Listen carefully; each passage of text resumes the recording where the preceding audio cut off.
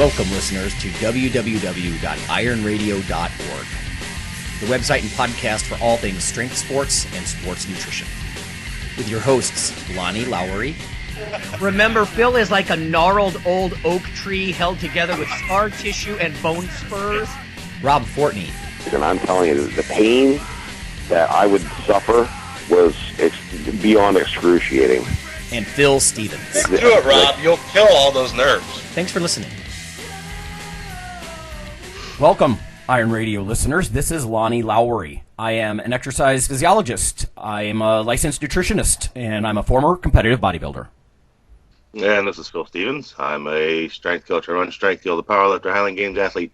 I ate one 8-inch sub sandwich last night, and I gained like 8 pounds. Stupid. Nice. Yeah, I got a squat every day. I got my meet coming up, so I was like, I'm going to have some carbs and stuff, and then I'm like 8 pounds heavier from one frickin' sandwich. Blew up. It's like defies the laws of physics. Yeah, so.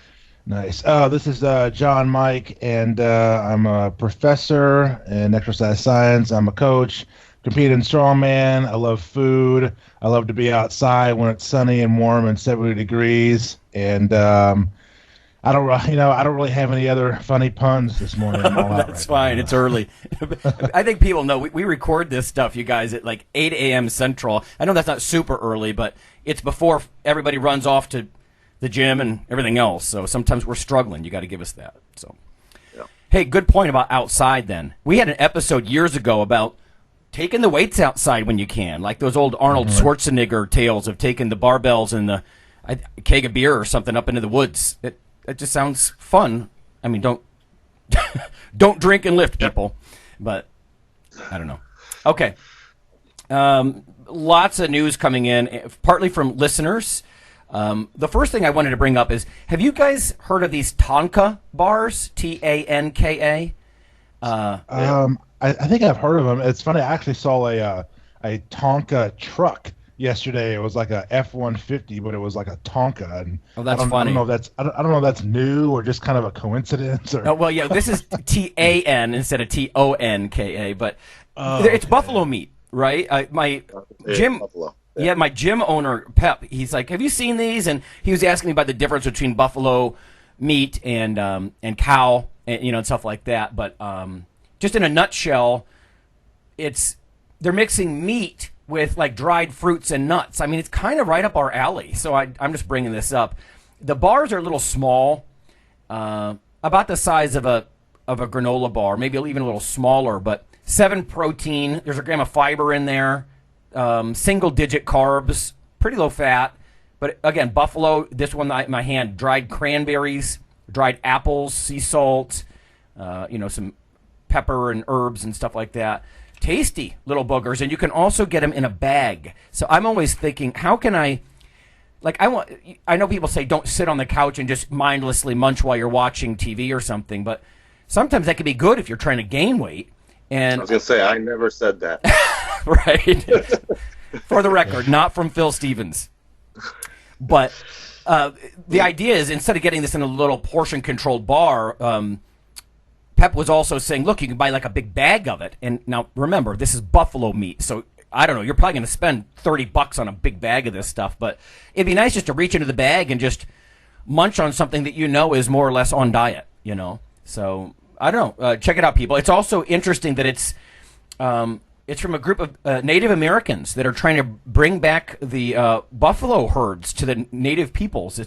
There's sort of this, philanthropic something I can get behind, behind it all. So tonkabar.com. I'm not endorsing them necessarily. I just tried one. It's just kind of news. No nitrites. I like that too. It says no hormones. I don't really care about that one, but. All right, let's see. I had mentioned last week that I teach an online course. I will get back to you guys. I was surprised that half a dozen people within 2 days are saying, hey, I'm interested in that. We have a new registrar at my university, so I've been talking to him. I got to talk to the admissions department, so bear with me. I don't want to bore everybody, except to say, remember, this is an actual university course. It's not a workshop. So a 4-credit-hour university course is going to run you about $1,600. So this is actual college credit. And you might have to think about having a high school diploma or a college diploma or your ACT scores handy if you want to do this kind of stuff. I'm not sure. I'm trying to reduce the barrier to entry by talking to admissions, but it's a real college course. So that price tag might have just shut down everybody on my list. But, there it is. Next. Just flying through these here. I've actually had my coffee this morning. Strength and muscle sport news. From Karen and from David. Both smart cookies, and I owe occasional good ideas to these guys. They're not just one-offs, but they sent me some stuff about gut bacteria being in the news. So this is the quick rundown. Everybody, I think, at this point knows that the connection between your mind and your gut and your body is stronger than maybe we thought in decades past. This first one, I came through both Karen and David, I believe. Magnetic brain stimulation causes weight loss by making gut bacteria healthier. So the link I got was through Science Daily, but again, these guys were talking about it as well. A new study finds that non-invasive electromagnetic brain stimulation, so some of our people who are more science-oriented, they might know about TMS. It's transcranial magnetic stimulation. So it's not like they're poking anything into your brain. It's not invasive, but apparently it affects your gut bacteria composition. It says this study expands on the researchers' previous findings that transcranial magnetic stimulation reduces food cravings and induces weight loss in obese persons. It's an Italian study. I find their subject pool is odd, though. 3 men and 11 women, ages 22 to 65, that were obese. So I don't know how many people think about this, but I would either do more of a mix of 50-50 men and women or just choose a gender. Like those 3 men, they're going to make they're going to skew the results. Maybe more women. They should have just done it in women this time. But anyway, they put this like wand against your head, and it beams magnetic pulses into parts of your brain, the insula and the prefrontal cortex. They did it 3 times a week, and then in the control subjects, they just faked it, right? It was like a sham procedure. They looked at their blood sugar, their insulin, norepinephrine, right, which is noradrenaline. After 5 weeks of treatment, the subjects that got the transcranial magnetic stim lost more than 3% of their body weight and more than 4% of their body fat. And then they did fecal analyses, right? Biology is messy, so they did fecal analysis, and it said there was increased quantities of several beneficial bacteria species that have anti-inflammatory properties. And we know that inflammation has a link with obesity. So amazing stuff. Imagine being able to go to the doctor 3 times a week, or even doing it yourself with guidance. And, automatically changing your gut bacteria, in a sense, to reduce hunger and body fat. Wild stuff. If you go, there's another source of this from newatlas.com, and this is by Rich Handy, and he just expands on this a little. He says the process is already approved in the U.S. for treating major depression. It's also been used for memory boosting and migraines. So it's not entirely new. I actually show videos of magnetic stimulation across the skull, transcranial, you could, if you put it against your motor cortex, for example, you can interfere with movement patterns and stuff like that. It's amazing. It really shows the electrical nature of your brain, I think. Let's see. He says the gut-brain axis is a hot area of research at the moment, with scientists discovering the degree of interaction between brain function and gut bacteria to significantly, it may be significantly more complex and comprehensive than previously thought. So, wild stuff. Not so much nutritional, but the next one is similar. This is from New Atlas as well. Study may explain how artificial sweeteners actually make you gain weight. So we've talked about this before. There's been a lot of speculation in the past about how artificial sweeteners might do this by altering your gut bacteria. Some researchers have said it causes this dysregulation between your pancreas and your brain. For example, you taste something sweet, so your pancreas starts to respond with insulin, but then it's like crying wolf because your blood sugar never goes up. So after a while, your pancreas is like, yeah, I don't trust this sweet nervous system, signal. There's really no blood sugar coming because this is all diet pop and whatnot. So I'm not going to do my job, at least not well. Anyway, so this is a new mechanism, again, about stuff like the picture here is Coke Zero. There's a Pepsi product. It says a new study could have uncovered one of the biological mechanisms behind this counterintuitive phenomenon, right? You would think that you're having diet pops for diet reasons, not that they would make you fat.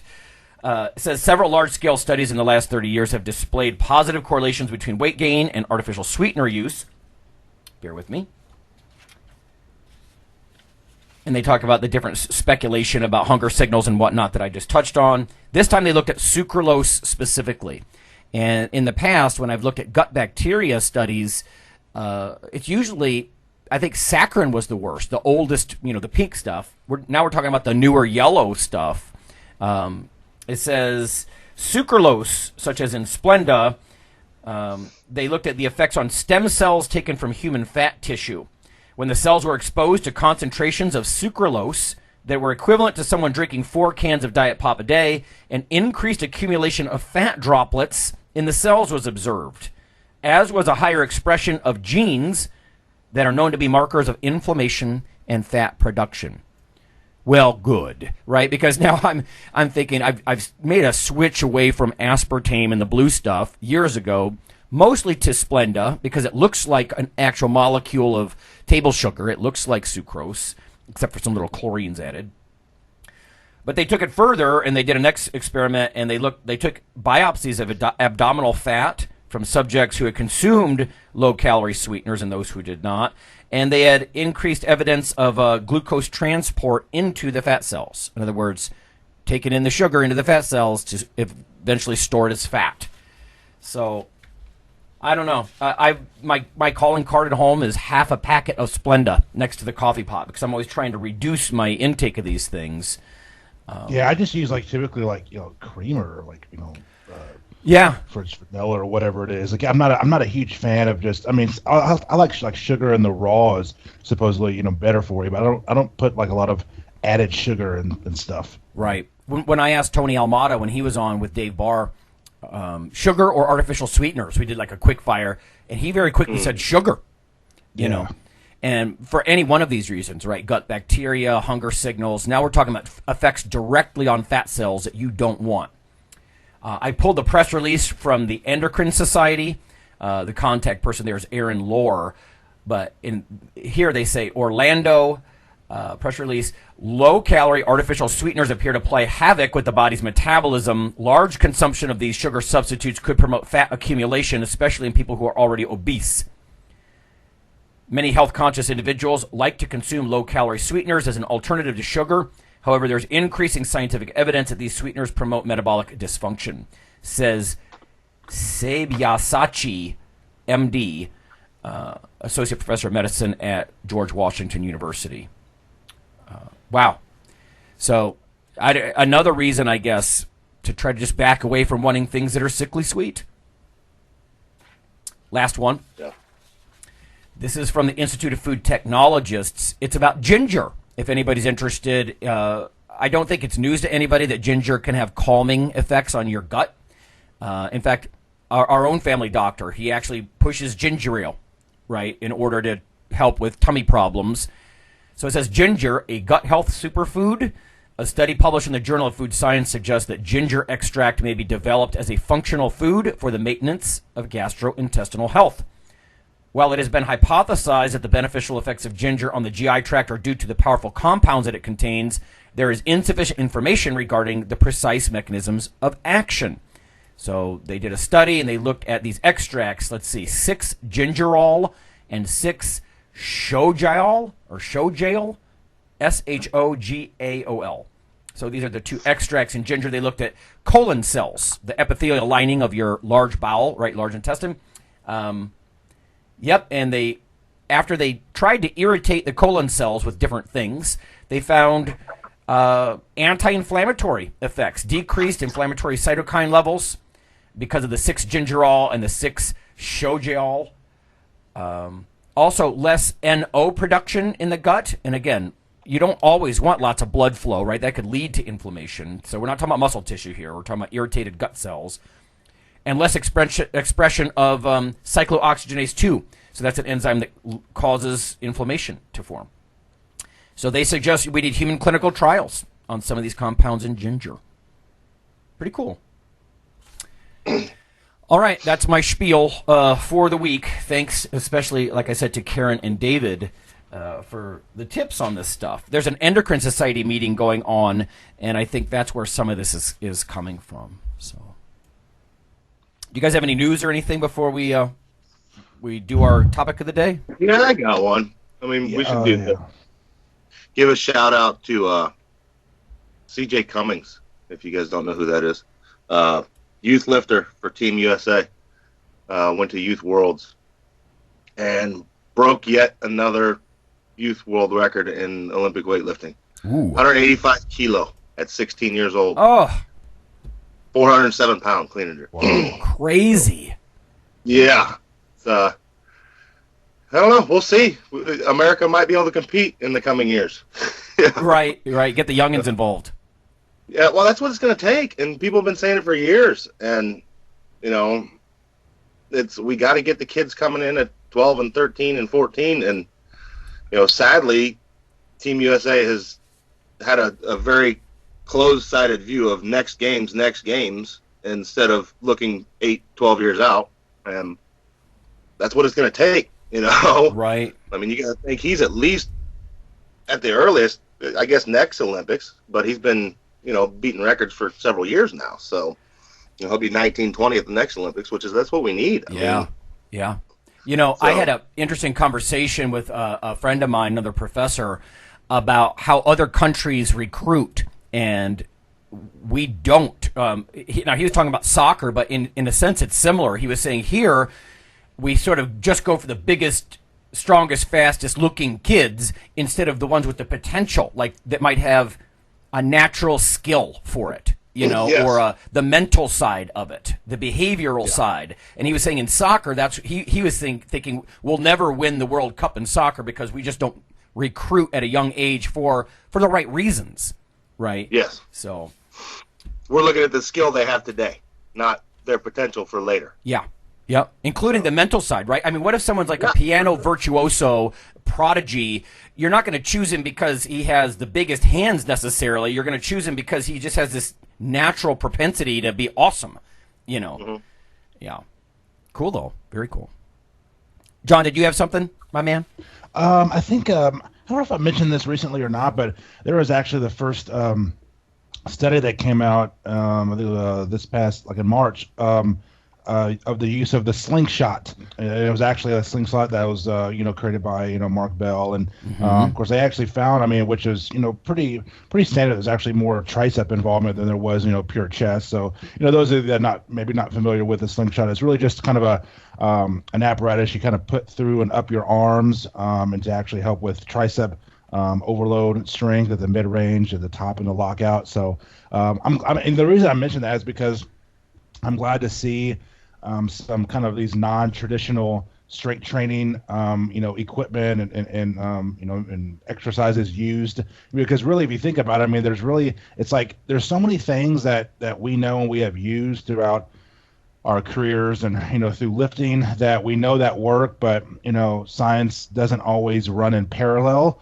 with those types of things. So it's nice to see those things kind of really coming about now. And the same thing about, there was a study that came out about the use of fat grips, but it was actually used with collegiate golfers to increase bat swing and velocity. And so it's just nice to see these things kind of really kind of making themselves out headway into the science and more, applications. So you feel like it was validating it, basically, the product? The science was backing it up, or? Yeah, it's just validation and sometimes the methodology of these studies, as you know, Lonnie, sometimes the methodology, it doesn't always maybe run similarly to what you do in training, because you have to have more control, in studies. But it's just nice to see, just these different things that are being used to kind of spark more, ideas and, things of that nature. Yeah, so which is part of the stuff that I kind of want to do too, with other studies. I can't remember if we ever had Mark on talking about the slingshot. What would it be for people who have problems in the bottom of the movement? Then is it a sticking point, something to help you overcome that? I can't remember. Yeah, it's basically, I mean, it's almost very similar to, it's not, obviously it's not the same thing, but it's really similar to just kind of a single ply, like bench shirt. Only it's just imagine like you put your arms like through sleeves, and when you sit down with a bench, you actually somewhat have to physically pull the bar down, and as you pull the bar down, the slingshot actually stretches out, and then once you're at the bottom, then it helps you with the rebound effect coming from mid range and then to lockout. So so for example, I mean, if someone gets like, 135 for 5 reps, they can put on a slingshot and get potentially, double the amount of reps. So you can, have tricep overload, you can increase, volume. You could do it kind of towards the end of the workout for like burnouts or like finishers. So there's a lot of applications that you can use with it aside for just, max strength. Maybe shoulder injuries. Yeah, and shoulders too. Oh, shoulder injuries. Okay. Mm-hmm. Yeah. I honestly, and you guys would know more about this than I, Phil, probably you the most, but is there something to be said for simply showing your nervous system what a heavier weight is like? Just, even though you've got gear with you, like a walkout. Some people do walkouts with a heavy weight. I mean, one of the biggest things I did coming back just recently to come back and do this meet, like I hadn't touched anything over 405 in a squat in almost 2 years. So I started doing 700-pound walkouts. Yeah. Just to get used, because I mean, hell, I squatted 6, and it was like the hardest part of squatting 6 coming back on day 1 was, holy crap, it feels like a house on my back. Yes. And if you can make it, if you can walk a weight out or hold a weight and it's not mentally daunting, there's a much better chance you're going to make the lift. So. And this would probably help with that. Right, you would think a slingshot would help because you could like unrack 405 if you've never done that before with a little more confidence because you've got some support, right? Yeah, as long as your triceps are strong enough. Okay. So. Yeah, you have to be careful with that, I'm sure. I mean, walkouts with supra-maximal loads, I imagine there's some risk there, Oh, yeah, for sure. Or even unracking in this case, yeah. But cool. Yeah. All right, folks, that's it for the news. We're going to come back and we're going to discuss what we've gained and lost from muscle sports. We'll go to break and we'll be right back.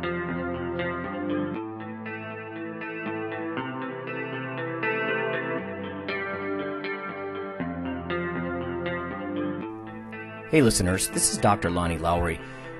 If you've ever had anyone critique you on your protein intake as part of your weightlifting lifestyle, oh, you poor meathead, all that extra protein is going to rot your kidneys or weaken your bones or dehydrate you or give you gout or who knows what. There is a book available. You could simply Google CRC Press and Lowry. And what I've done is reach out to experts all over the world and create a book, a single compendium that you can hold up and say, this is why I consume extra protein. This can be very valuable when you're being quote-unquote educated by various professionals on the topic. There's an enormous amount of literature in this book on the safety, the effectiveness, how protein works in cells, the history of protein and weight trainers, much more. So again, please check out CRC Press and Protein and Lowry. You can just Google that. And I do, full disclosure, I do make a small single-digit royalty on the book. But that's not why I did it. I did it so we can all have something, our particular population, to both defend what we do and to inform our nutrition and our eating. Thanks.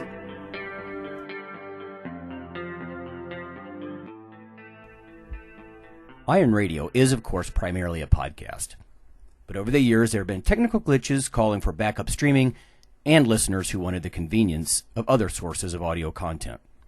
Toward this end, Iron Radio is now simulcast and backed up on YouTube. If needed, please search Lawnman07 or Iron Radio from within YouTube.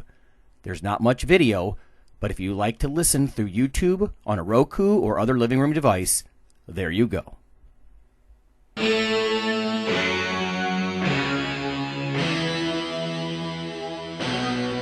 Like your weekly fix of Iron Radio? In addition to being a popular institute on iTunes, we are also on email. Simply go to www.ironradio.org and sign up for the voluntary email.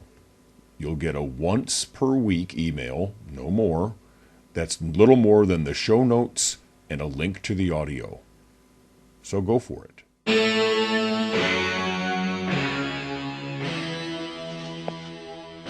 All right, everyone, we're back. It's Coach Stevens, it's Dr. John Mike, and it's me, Lonnie, and we are going to talk about what we've gained and lost in muscle sports, strength sports. Phil, let's start with you because, I always joke like you're like a gnarled old oak tree. What have you, let's start with what you've gained, like, over the years. What has powerlifting or even the other things that you've done with like the Highland Games and stuff, what has it brought you? Honestly, my whole life right now is pretty much in thanks to strength sports. I mean, everything I do. I mean, that's how I met my wife. That's how I all the business I do. 90% of my life goes back to my participation in strength sports, the people I've met doing it. Aside from the 70 pounds I've gained. Right, yeah. So, there's that. I mean, I can't underestimate just what all strength sports has given me. I mean, it's my life as I see it today is in large part thanks to my involvement in strength sports. So that's interesting. I wouldn't have thought about your wife, being due to strength sports. Yeah. So. That's what, because, I met Kelly, and she's, in some ways, she's had to tolerate. I mean, imagine all the things that a spouse has to put up with, especially in bodybuilding, when it comes to, like, the dieting and painting me up in the bathtub, with fake tan before a contest, just some of the bizarre stuff. So it wasn't because of that. It was maybe I'm with her in spite of it all. How about you, though, John? What would you say that you've gained from strength sports? It's a lot of things. Similar to Phil's response. Besides strength and size and all that, from a psychological perspective, you also gain just toughness, just mental toughness and physical toughness, and seeing how far that you can really push yourself and and if you can do that physically, it usually spills over to other aspects of life and having, more patience. And I think, pretty much all the things that I've done, like in my career in terms of the coaching, the hands-on, the science, the research, being able to teach.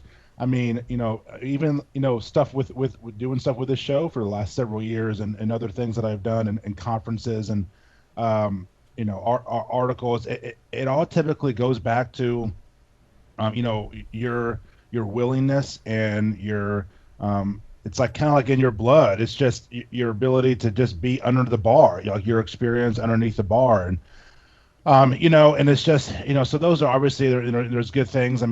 Kind of other sacrifices. You have to take up a lot of space.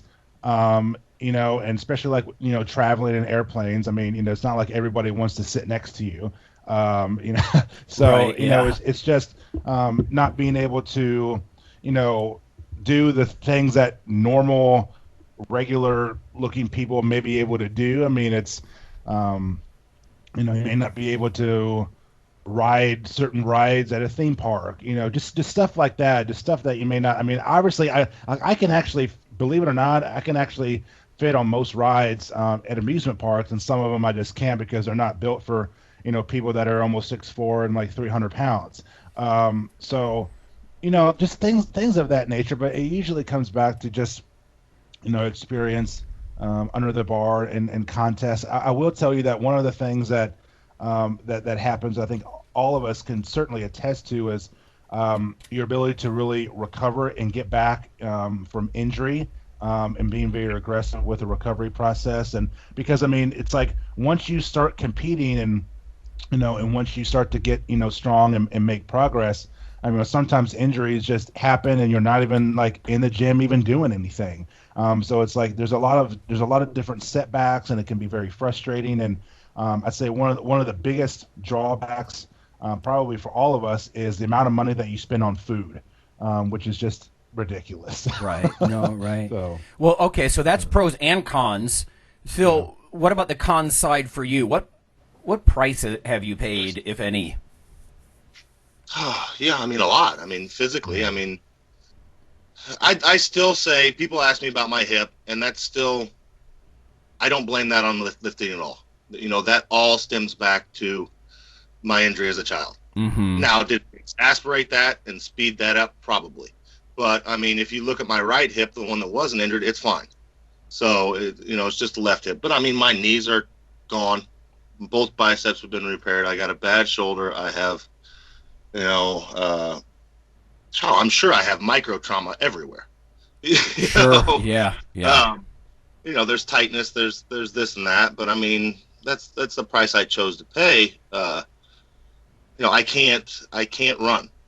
I can, but I'm not supposed to. There's things like that. Me either. Okay, I sometimes. Yeah, I'll get challenged by some of the guys at school that I work with. Because exercise phys profs stay pretty functional. You're like, oh, look at the 40-somethings and 50-somethings go out and try to sprint. But I'm pretty convinced that I would blow by those guys, but I would almost certainly ruin what's left of my left knee if I did that. Yeah. Yeah. So exactly. Like, you choose your fights, and that's what I talk about. Like the young kids in the gym now, they're at that age where they're still coming up, and it's like I'm 40 now, and I've been to a lot of meets, and I've been through a lot of things, and it's like I still have as much fight as you do. I just can't do it as often. Yep. That's really what it is. Phil, I might have mentioned this in months or years past on the podcast, but we had a strength coach come. He was a guest lecturer in my strength conditioning course, and at one point he looked at the kids. He just went deadpan serious. He looked at him. He said, "Don't discount the middle-aged guys. They'll kick your ass." Yeah. And everybody just stood there, I know. and like looked at him, and I thought it was funny because that's long been my mantra. Right now, like for example, I think a lot of the guys that I know, like the 50-something-year-old lifters, if they were ever mugged, I pity the poor bastard who tries to do that. But but at the same time, it's like a dragster that has an engine blowout every time. Like the performance would be ridiculous. The strength and the speed would be something to watch, but then they'd get hurt for sure. But at that point, you still win. I don't know. And also too, it's like you gotta kind of have to keep in mind, not do it just like you said, Phil. You may not do it as often, but when you do, like you do. It's like you're not messing around. And I mean, I think one of the things, like for me, especially like over the last year, is I've been doing a lot more like work capacity stuff, especially. I'm not going to say longer warm-ups, but just smarter warm-ups and recovery, and doing more higher rep things with the warm-ups. And then once I get to the big sets, it's like everything is just easy and it just flows. So especially like with upper body, triceps, especially like shoulders, and but like when I was younger, it's like, okay, you just grab the bar with the first set and then you just throw on like 135 or 185 and you're just ready to go. So you have to be a little bit more methodical. Things change as you get older. So that's one thing I was talking about yesterday. It's just that, and I think it's a big mistake that a lot of strength coaches make, is they look at what they're doing and they want their athletes to do that, and their athletes are 20 years behind them. And it's like, for me, I've got kids doing anywhere from 4 to 6 days of training fairly hard. Me, on the other hand, I get 1 to 2 hard days a week of what I'd consider training. Yep. I do other stuff during the week, but it's like, that's all I need and that's all I can handle. And it's like one day is really hard. I got one day where I do all my heavy squats, all my heavy pulls, and then I recover for a whole week. Right. And that's what I need at this point. So. No, I get it. Yeah, for sure. I guess for myself, it echoes what you guys have said. I mean, aside from the 50 pounds of muscle mass that I probably carry that I wouldn't have otherwise. I mean, I graduated high school. I'm not a big person. Like, you guys are bigger framed people than I am, right? I graduated high school at 155, Wow. But then through college and grad school at 175, 200. 225. I just kept growing, and I'm like, this is good. Yeah, it's funny you said that, Lonnie, because yesterday in one of my classes we were talking about like resistance training adaptations, and people and science can talk about, and I like talking about the science, but I like talking about, practical real life stuff, as well.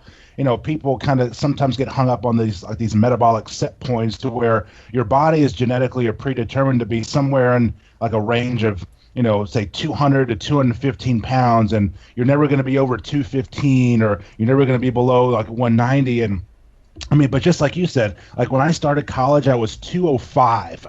Right, Yeah, wow. I'm 290. I'm 290 now. Yeah. So it's just, but that was built over 18 plus 18 years. That's right. It certainly didn't happen like in 5 weeks. No, for sure. So yeah. Yeah. And you know what, too? Like you, John, my education, so much it has sort of harkens back to 1983 when my sister bought me for a joke, a copy of Flex magazine with Samir Bannout on the cover, winning the Mr. Olympia.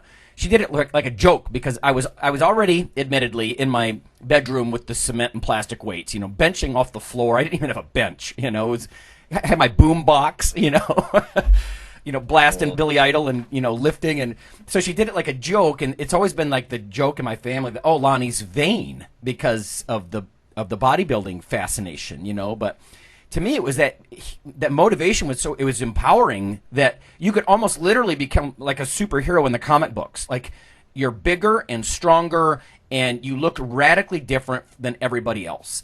And that led to my education. I started reading those articles, and there were some fun little nuggets of truth in those nutrition articles back in the Weeder pubs, back in the 80s and 90s and whatnot. But yeah, so much of my education, the passion to keep doing it. And now a lot of what I do is pretty tangential, the pure science stuff. Like when I spent a whole weekend in a lab pipetting, running ELISA kits and looking at norepinephrine production, and stuff like that, that doesn't seem directly related to the bodybuilding, but it's because of the bodybuilding that I'm so fascinated by all that stuff all these years later. And you know what?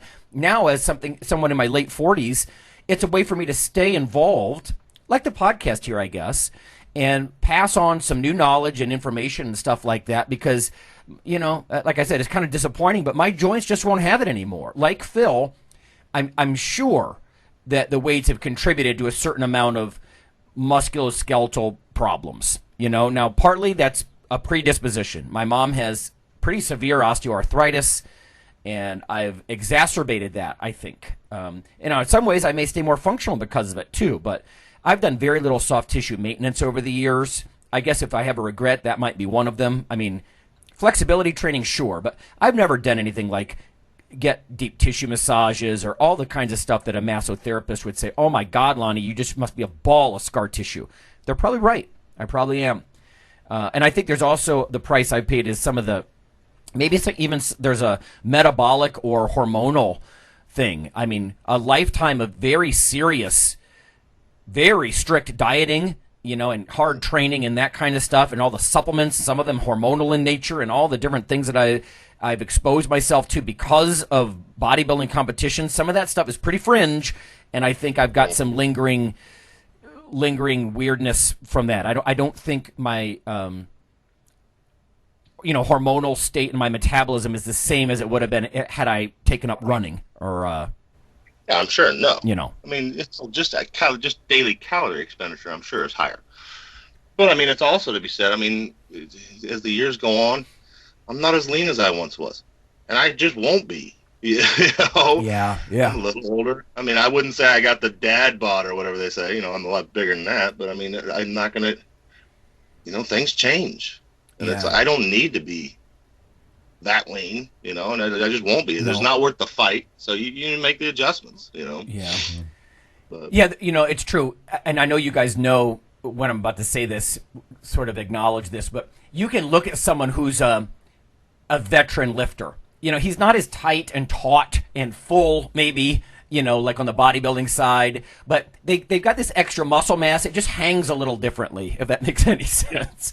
Yeah. It's that classic former competitive lifter look, I think, that guys have, It's just interesting to see. I mean, like we talked about, I mean, and I didn't know it was going to happen either, but it's like when my mind, I think even the mental aspect of it, competing for 25 years, my drive to do it on a daily in training is much different. Yes. No, agreed. Like 20 years ago, I'd walk in the gym like, I'm going to kill things, and now it's like, I'm going to go squat 500 for some, and you just don't get as worked up. But it's those days that fire is still there. It's just those days are less. And it's like, okay, 4 times a year or whatever it is. It's like, still get to that point, and you can really turn it on. Yeah. And it changes like weekly or monthly and just like yearly, like, your psychological aspect of it, changes. It's like 2.5, 3 weeks ago, like I did some strongman events like for the first time, and like, I don't know, since like last fall. And I mean, I hadn't done any Atlas stones in about a year. And then here I am. I mean, I'm still throwing up like 330, stones on a 55-inch, platform, and 220 keg loads on, 45, 50-inch platform. And so, I mean, do I do that all the time, every weekend? No. I mean, do I train to get stronger in those? Yes. So it's just like, I mean, if I hadn't been doing any of that stuff, would I have been able to really get that? Probably not. So, but yeah, it's just the psychological aspect, changes too. I mean, you're not every day is. You're not going to take like pre-workouts and like, banging your head up against the wall and, bleeding yourself. And some days it's just like, okay, like last week, I mean, I didn't really feel like lifting because I knew it wasn't going to be a great training session. So I did some conditioning instead. I did some tactical stuff, so it's just, and then I was there for about 30 minutes and then I left. And then my next training session the next day or day after was killer. Yeah. That's the wisdom, it's the wisdom behind it. Yeah. That's what I was going to say. I think a lot of it's just wisdom and knowing that you got nothing to prove. It's like, I don't need to turn it on and walk around like a hyped up rooster every day. Right. I can come in here and let you squat more than 50 pounds from me while you're beating your head on the wall. But when we turn it on, I'm going to be 50 pounds higher than you. Right. Right. Yeah. When it comes down to it, the day of the meet, just pack the plates on. Let's go. Yeah, and you might be on the couch feeling sore for a couple of days more than that guy, but the bottom line is you win. yeah, exactly. That's all that matters. It's like, John, you mentioned the psychological. I should probably add to the psychosocial stuff. I think on the positive side, sort of along what Phil was saying as well, was by competing, and I didn't compete often. I mean, Phil, to me, competes constantly. I could barely keep track.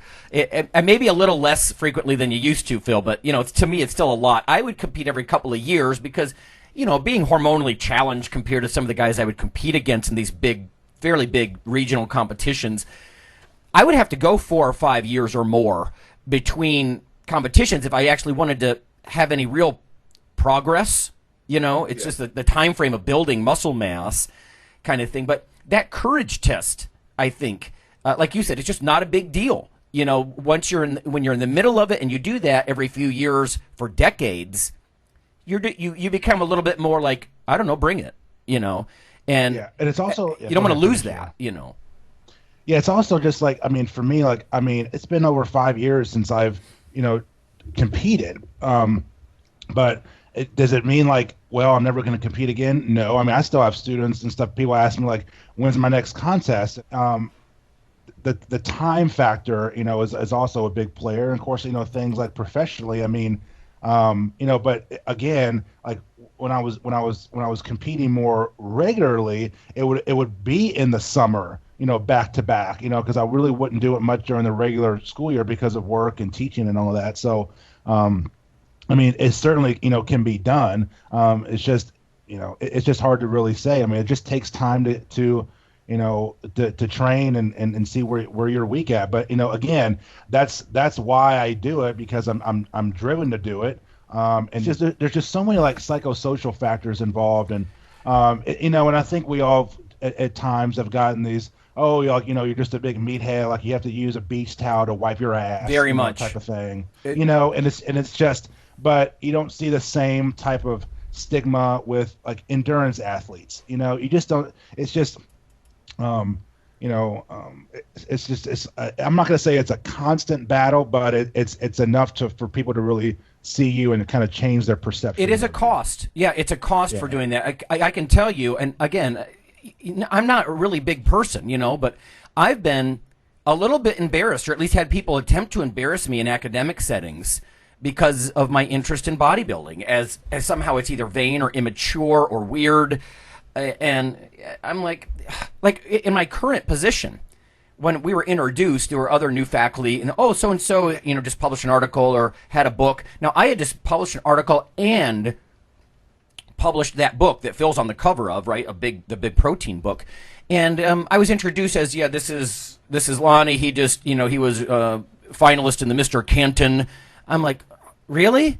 Like, you can't talk about my academic credentials? This is not the time or the place for that, Mm-hmm. And so there is a social awkwardness where academics, they don't expect that, Now, there's a lot of people, I'm certainly not alone, breaking that mold, and they're just going to have to wrap their frickin' heads around it, that you can actually be interested in the physicality of it and the mental development. To me, they're two branches of sort of the same thing. They're self-actualization, but there is an awkward social thing sometimes, and so sometimes I almost think that Phil just said, screw it, I'm just going to make this my job, and that way I don't have to deal with that kind of the stigma. Nobody has a stigma of a gym owner being too big, So, anyway. That's amazing. I got the best job in the world, man. Even when I sit down with, like, huge clients, we're talking, like, multimillionaires. It's like we're wearing gym clothes. It's badass. I love it. Yeah. Everybody should be jealous of my life.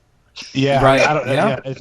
That's one good thing. It's like you get to wear gym clothes a lot, but I will tell you that I was in. I mean, the last weekend, like I found myself like in a dress shirt, a tie, and a vest last weekend. I have some new clothes, so it's like I posted a picture on Instagram about kind of like beyond the gym clothes, right? Because it's just I just don't dress up, a whole lot throughout the year, but when I do, it's like. You turn it on, right? But you know what?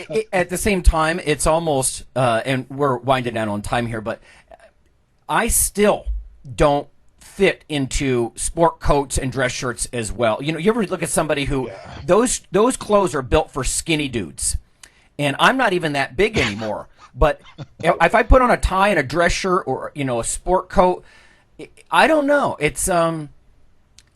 It's not quite as stylish looking, maybe. I mean, you've seen the big body. Think about really big guys. They look very awkward in dress clothes. There's a reason that a lot of bigger guys, powerlifters, bodybuilders, whatnot, they like to wear loose fitting clothes because the other shit just doesn't fit. Mm-hmm. So. Yeah, I mean, it's just like, all my shirts, I got 2X, I got some shirts and t-shirts, I got 3X. I bought a couple of, vests last week. They were 4X. It was just because they just run small. Like when I was younger, it's like you just kind of, you're like, oh, you're the shit and all this other stuff. But like nowadays, the last several years, I'll wear like a fitting like t-shirt, but my shorts are like real loose. I can't go to the gym and wear like tight clothes and like every 5 seconds you're just trying to stretch your shit out, thinking that you're some world's strongest man or something. Yeah, my wardrobe in my closet, I got to clear out. I have everything, no kidding, and maybe some people can laugh about this, but again, think about like a lifetime of bodybuilding, and sometimes you're much bigger and you've gained a lot of weight. Sometimes you're much lighter. I've got stuff in my closet from 2X all the way down to men's large, right? Mm-hmm. So, and it depends on who I am at the time, physique-wise. It's just funny. So, all right, fellas. I think that's about it. So, good stuff, good discussion, and I guess we'll just catch up with everybody next week. Yep. Have a good week. All right. Sounds good. Later.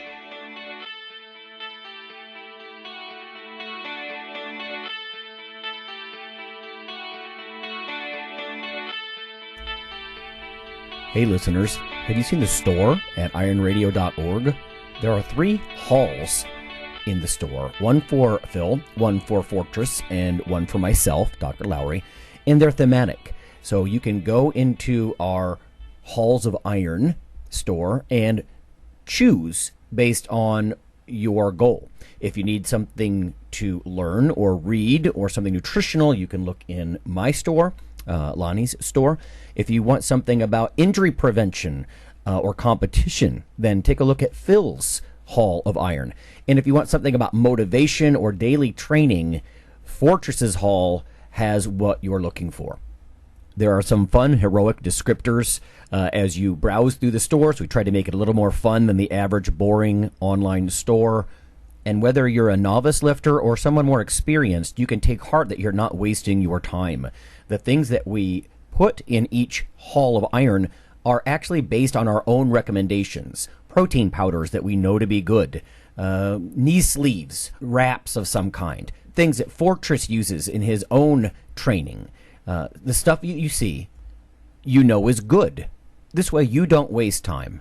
So check out the Iron Radio store at ironradio.org and let us know what you think on the forums, and certainly you can request products and we will screen them before they go in. So thanks for listening.